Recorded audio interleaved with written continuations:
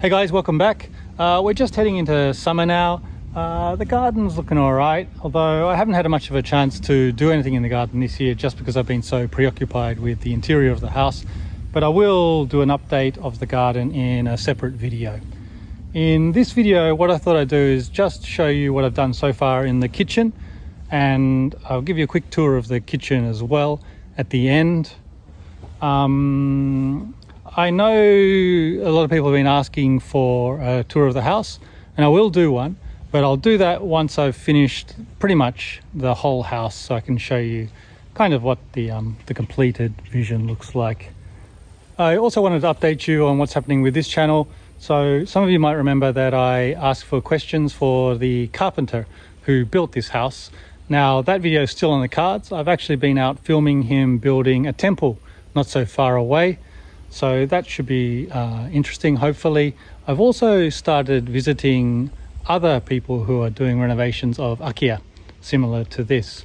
So I visited a couple nearby who are renovating on a smaller budget than mine, which was really interesting to see too. So hopefully that video will be out in the not too distant future.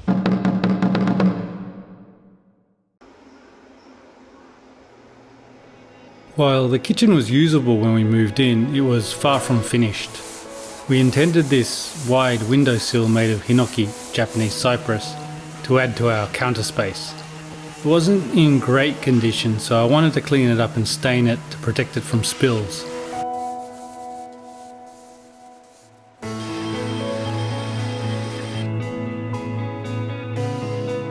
I painted it using Osmo, and I was really pleased with how it turned out.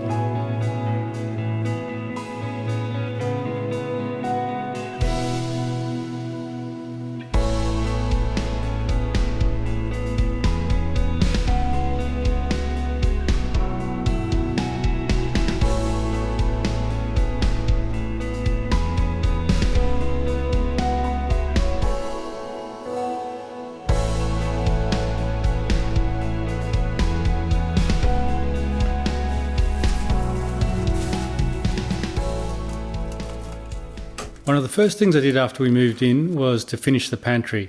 I decided to coat the interior of the pantry in shikkui, lime plaster. I didn't film this bit, but don't worry, I've got a whole shikkui montage coming later in the video.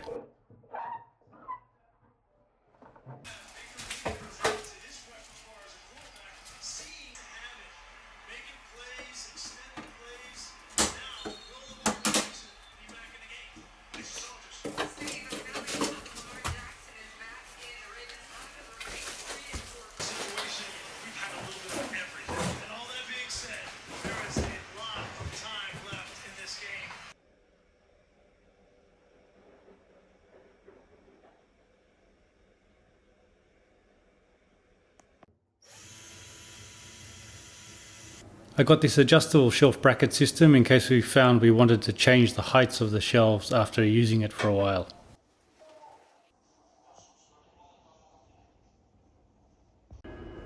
I needed to make the shelves myself and thought it would be nicer to use sugi, Japanese cedar, than plywood, which would have been a lot easier.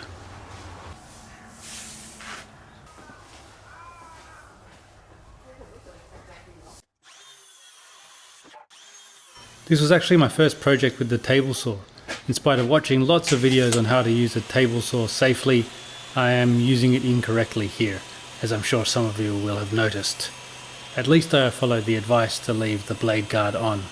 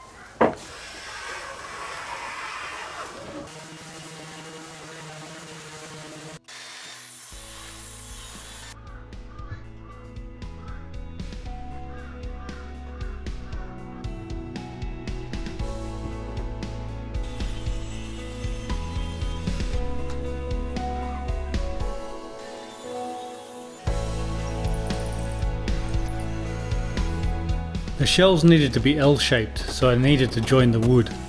It was a good experience and I was happy with the result.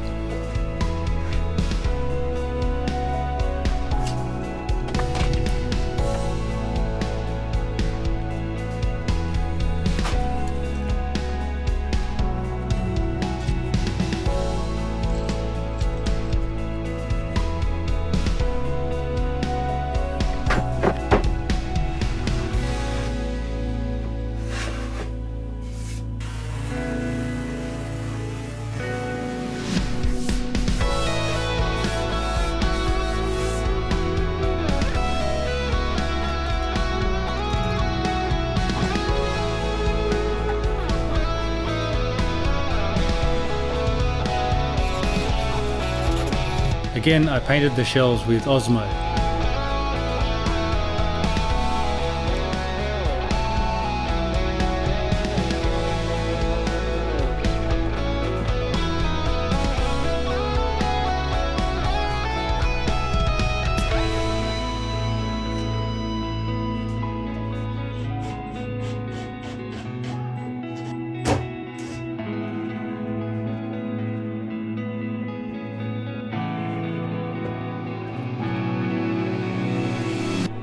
I didn't have enough wood to do all the shelves, so I'll do them soon.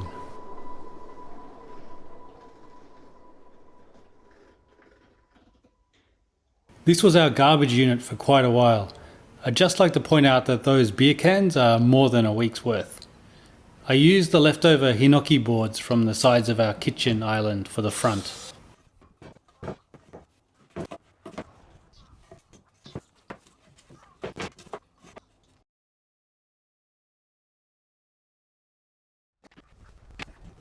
The first time I didn't put enough glue on it and it came apart easily, so I had to do it again properly.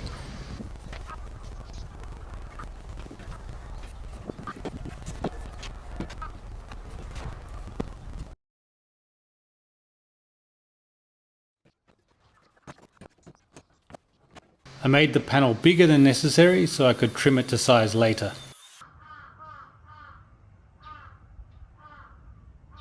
For the body I just used what the Japanese call lumber, which is just lumber core plywood. It's cheaper than regular plywood. I got a track attachment for my circular saw to turn it into a track saw. It works pretty well.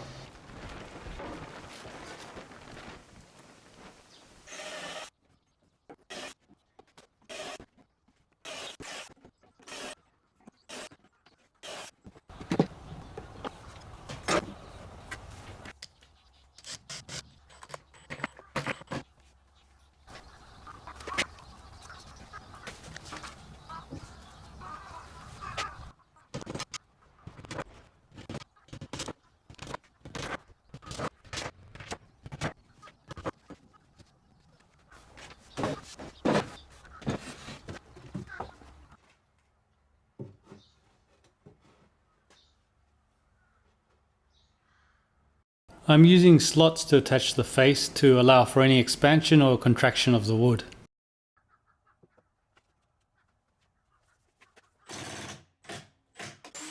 Yes, I have a lot of tools. As I explained to my wife, these tools are actually saving us money as we don't need to hire someone to do the work. She remains skeptical.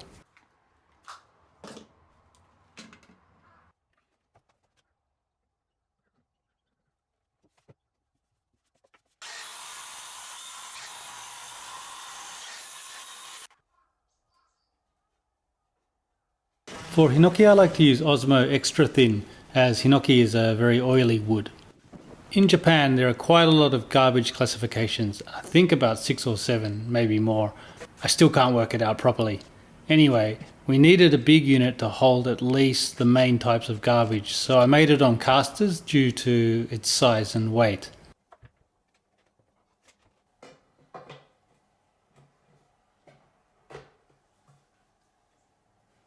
The kitchen maker who made our kitchen drawers kindly sent me a spare bit of handle so that it would match the rest of our kitchen.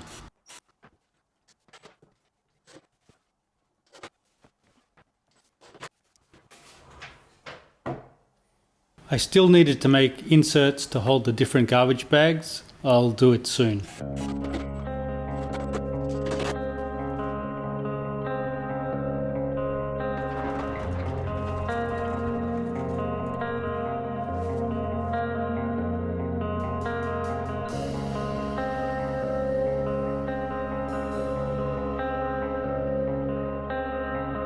And to finish off, finally I did the shikkui lime plaster on the upper walls of the kitchen area.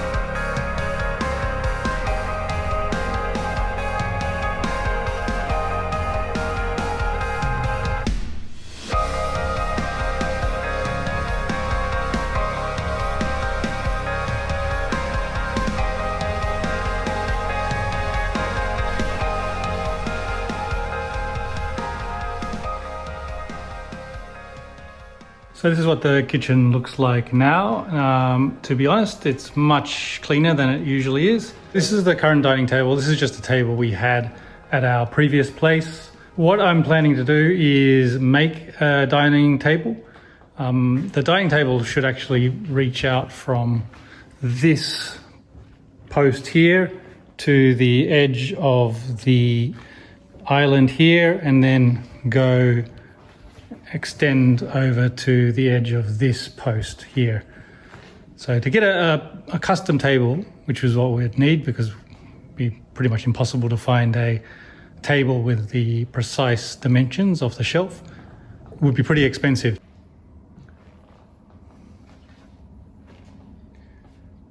That's what the counter currently looks like.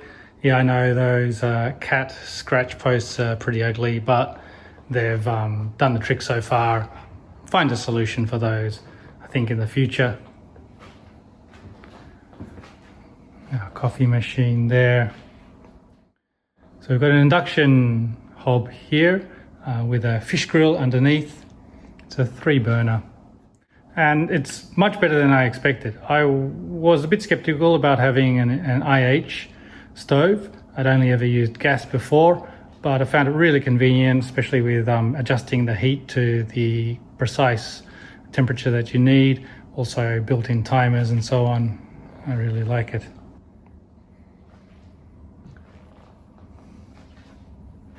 We've got a little power point there. I'm not sure if that'll be enough. We may need to get another one, especially as that Google Hub is using one of the plugs permanently.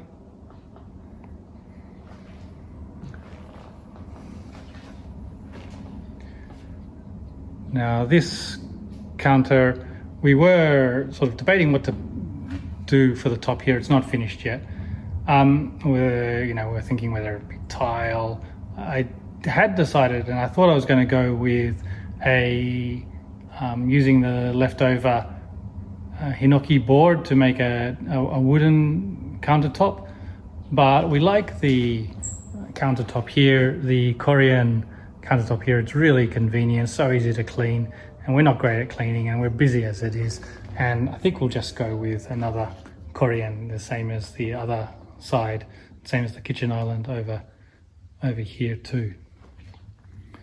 And that's just a toaster oven that we got from our previous place. This is the dishwasher. It's just a small one. We had thought about getting a bigger one, full-size one like we had in the UK, but it was more expensive, and it's really expensive actually compared to an equivalent model in the UK, say four times the price. And we found that when we were in the UK, we'd end up just putting all the dishes in there, washing them, and we'd never take them out. It was so big that we would permanently just use the dishwasher as storage. So this is enough for a day's use generally. Don't often wash pots and pans actually. But it's enough. If we do have guests over, it's not going to be big enough, but that's okay. We don't have guests over that often, and it's not the most difficult thing in the world to do 2 different loads or wash by hand.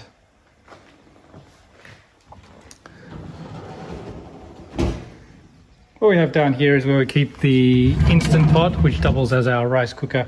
I found that the rice cooking function on this has been pretty good. We haven't really needed to get a separate rice cooker. When we do need to use the Instant Pot and have rice going at the same time, what we do have is a stovetop rice cooker that we can use. It's not as convenient, but it still does the job. And here we go with the tap. It's just, this pulls out here. I think that's probably pretty standard. And down here is the drainage. Yeah, a bit of food in there. It catches all of the little bits. And as you saw before, this is the bin. I still haven't made the insert for the bin to sort the rubbish out in there. And down here, I'm quite undecided what to do. I need to keep the compost bin there, and there's also another food waste bin that's out for collection today. And I want to keep, some of the onions and potatoes and those sort of vegetables handy.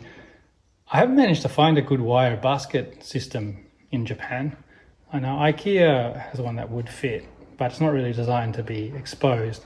I thought about making drawers, maybe in the same style as this, because I do still have some of the same hinoki left over, but I'm not sure.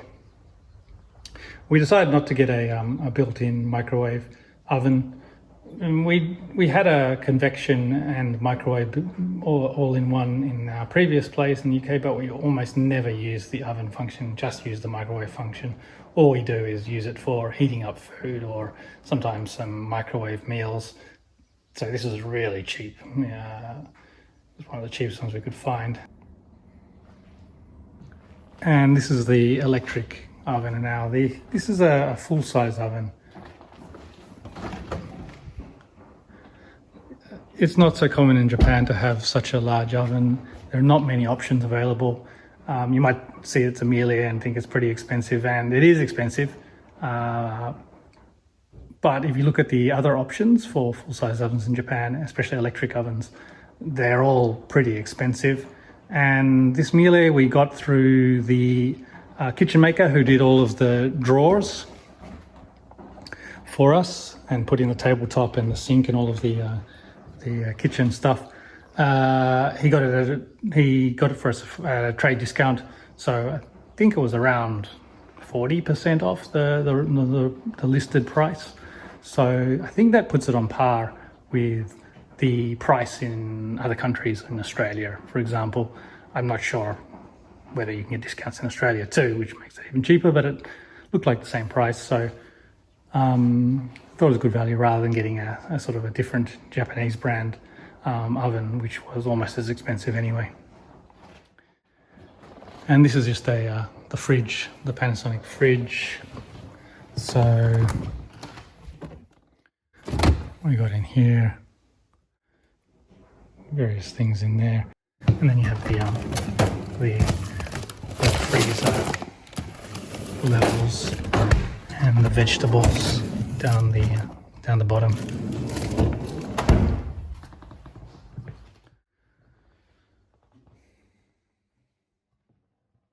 So just looking into the pantry.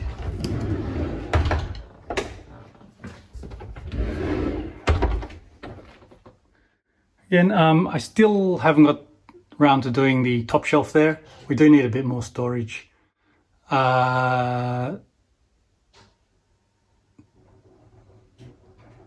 So you just need a bit more space. We keep our bag of rice. The rice we get here, we get from our next door neighbour. So it's quite nice having the rice locally produced. It's just really nice tasting as well. And then we just got various things here.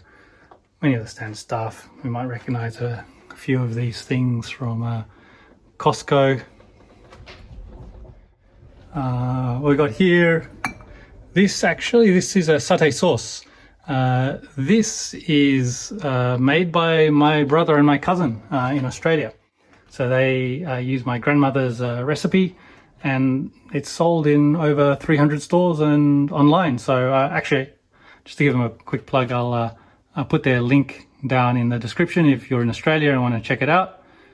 And also, Chris, I think I'm due for another supply of satay sauce. And also they do sweet soy sauce from Indonesia as well as recently I had a rendang, if you are familiar with Indonesian cuisine, and that was pretty much 100% authentic.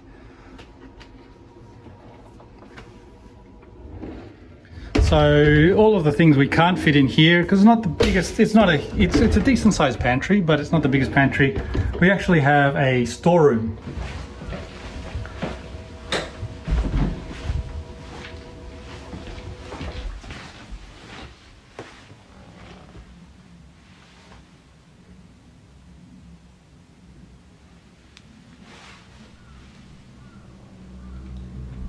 When are you going to finish here? Soon. Thanks for watching. Now, I know I said previously that I wasn't going to do Patreon, but I have changed my mind, and that's because I've decided to grow the channel a little bit. As I mentioned earlier, I've already started visiting some other people who are doing renovations here in Japan, and I'd like to do more of those kind of videos and show you guys how other people, both foreigner and Japanese, are doing their renovations, which could be very different to the way I'm doing it. So it should be quite interesting, hopefully. In addition, I'll also do videos on Japanese DIY, carpentry, Akiya, and other related topics. So if you're interested in supporting the channel, please check out my Patreon page. I've included some benefits such as early access and live video chats, if that's what you're into. Otherwise, in regards to what's going on at my place, I'm almost finished the bedroom, so I'll have a video on that soon. I'm going to start the dining table, and I've also got material to start the deck, though I'm not sure when I'll be able to start that. Anyway, so see you again next time.